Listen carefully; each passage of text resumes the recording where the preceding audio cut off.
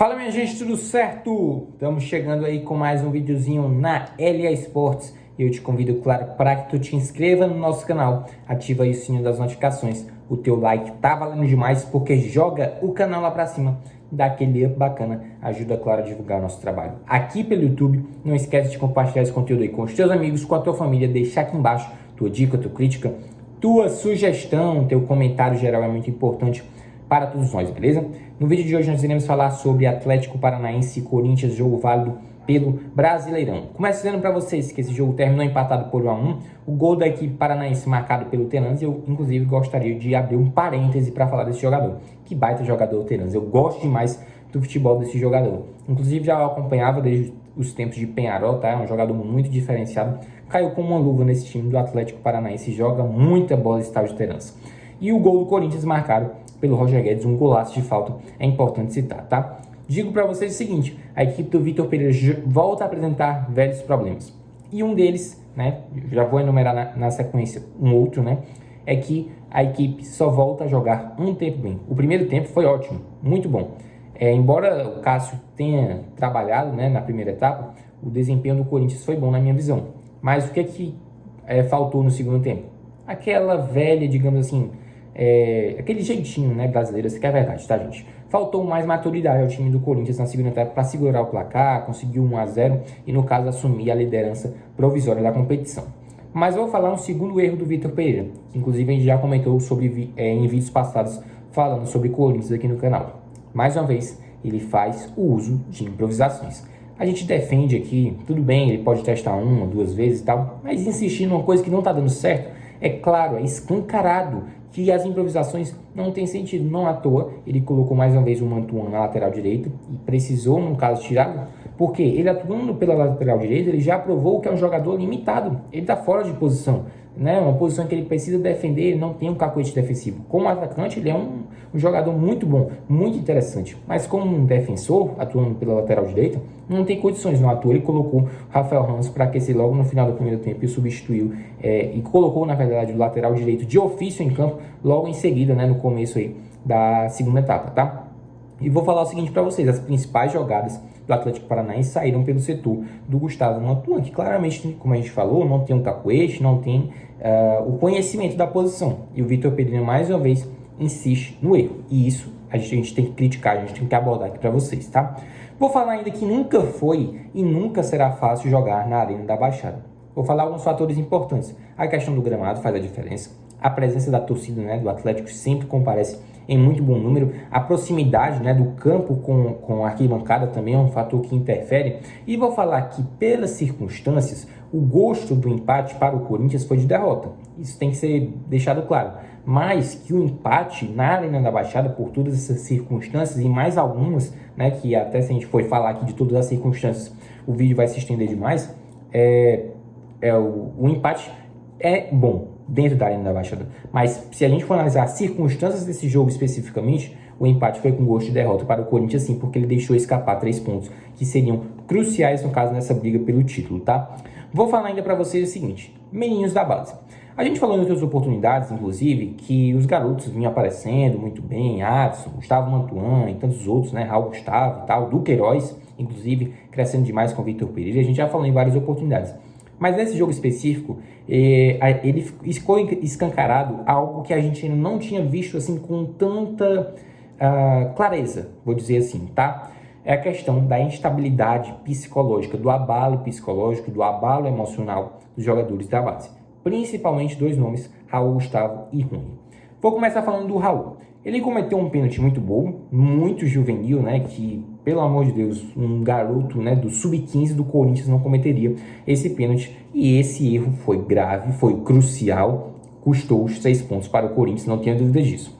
Falando do Rony, ele foi expulso numa discussão que teve ali com o jogador do Atlético, tá? Tomou uma dura do Vitor Pereira com razão e demonstrou, né, toda uma instabilidade psicológica. O Rony entrou para, em tese, entre aspas, acalmar o jogo, esfriar o jogo. E ele fez totalmente o contrário, foi expulso. E mais uma vez prova que é um jogador que, além de ter suas limitações técnicas, né, ele também precisa trabalhar, né, a questão do seu mental, do seu psicológico. Porque também se mostrou um jogador frágil no quesito emocional. E isso fez diferença, sem dúvida nenhuma, para o time do Corinthians, tá? E vou falar que eles também, além, né, dessa questão do abalo, sentiram a pressão da torcida. A torcida vendo os jogadores, né, mais jovens, né, do Corinthians, que, claro, está recheado de garotos, mas garotos qualificados, isso a gente tem que citar aqui.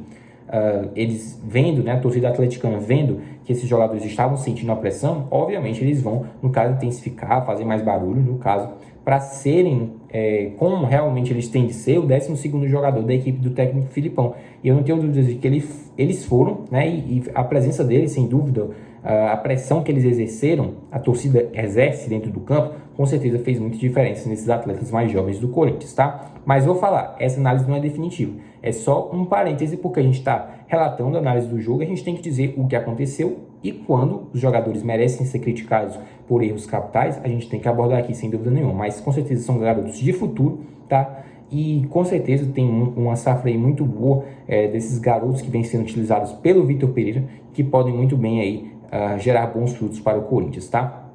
Vou falar especificamente sobre a atuação de 3 jogadores, além, claro, daqueles que eu já falei. Cantillo, Roger Guedes e Cássio. Vamos começar falando do Cantillo.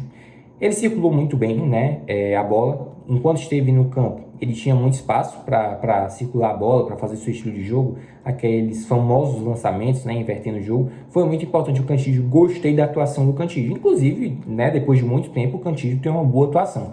Mas também tem que ser citado o fato de que ele tinha espaço para trabalhar. O espaçamento entre as linhas, né, do Atlético Paranaense estava muito grande. No à toa, o Filipão, por vezes, até pedia para sua defesa avançar, no caso, para não gerar tanta liberdade para os atacantes, para os homens de frente. E gostei da atuação do Cantillo, já há muito tempo eu não via ele jogar tão bem assim, tá? Roger Guedes fez um golaço de falta, tá? Uma movimentação diferente dele, isso é verdade. Ele estava ali com um 9, né, na disposição tática do Vitor Pereira, mas ele estava com um 9 móvel. Isso tem que ser citado. E é muito mais produtivo o Roger Guedes assim, fazendo esse rodízio assim, entre os homens de frente. Além de confundir a defesa com jogadores de velocidade, esse troca-troca é importante porque ele não vai estar fixo, preso a uma posição que não é a dele. Ele vai estar, por vezes, pelo lado esquerdo, onde ele gosta de atuar, vai estar pelo lado direito, onde ele também pode atuar, ou também como centralizado, até vezes atuando mais recuado. Então, ele também, além de ter a mobilidade, né, que é um fator importante junto com os homens de frente, que no caso era o William e o Adson, ele mostra também toda a sua qualidade, né, que é um jogador diferenciado, ao protagonizar um belo gol, uma bela cobrança de falta, né, sem chances ali para o goleiro atleticano, tá? E falando do Cássio, né, protagonizou mais uma vez grandes defesas, não teve culpa no gol, obviamente, tá?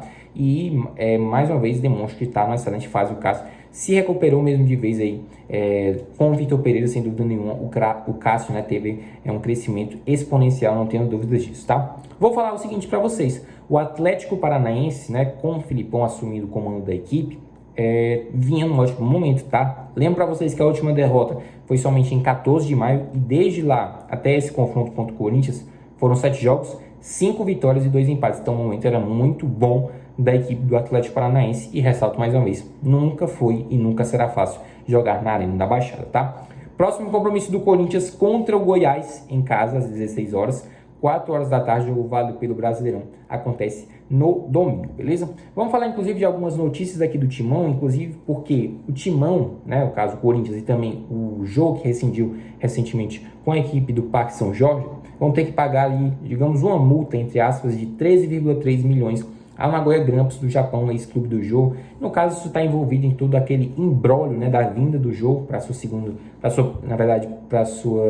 sua passagem, né, mais uma passagem com a camisa do Corinthians, tá? E essa questão, né, foi até para a FIFA e tal, e com o desenrolar disso, tanto o Corinthians quanto o Jô vão ter que pagar, no caso, esse valor total de 3,3 milhões de reais para esse clube japonês, tá? Então, mais uma dívida aí que o Timão acumula, sem dúvida nenhuma. A gente não sabe ao certo qual parcela é do Corinthians, qual parcela é do Jô, mas é fato que o Corinthians vai ter que abrir seus cofres para, no caso, ter que quitar mais uma dívida, tá? E vamos falar sobre o possível saída do Timão, isso porque a gente já falava sobre o João Vitor, tá? Ele recebeu proposta do Porto, do Benfica, e agora tem mais um clube interessado, é um clube espanhol, e a gente fala para vocês, que é o Sevilha da Espanha, tá? Essa questão do interesse do clube espanhol no João Vitor vem de uma possível saída do Diego Carlos, principalmente ligado ali a clubes da Premier League, tem interesse no zagueiro também brasileiro, né? Diego Carlos, tá? E eu lembro para vocês que o Corinthians tem somente 55% dos direitos econômicos do João Vitor e ele não sai, né?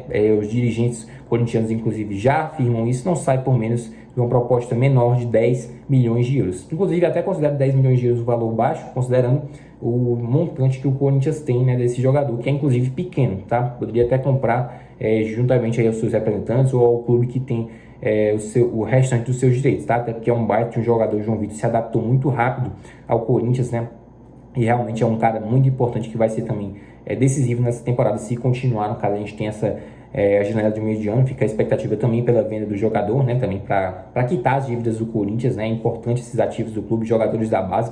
E ele é mais um exemplo, né, dessa safra de garotos que vem demais, né? Vem muito bem com o Vitor Pereira, embora, né, o João Vitor já esteja há um tempo jogando bem, inclusive antes da era VP, a gente fala muito desse jogador, que é um zagueiro de velocidade, pode atuar também como lateral direito e tem realmente muitas valências positivas, pode estar aí a caminho de clubes, né, do futebol europeu que tem interesse nesse jogador, tá? Então a gente falou de Corinthians mais uma vez aqui no canal, repercutindo a análise do jogo contra o Atlético Paranaense, placar de 1-1, o Timão perdeu a chance de assumir a liderança, tá? E vou falar o seguinte para vocês.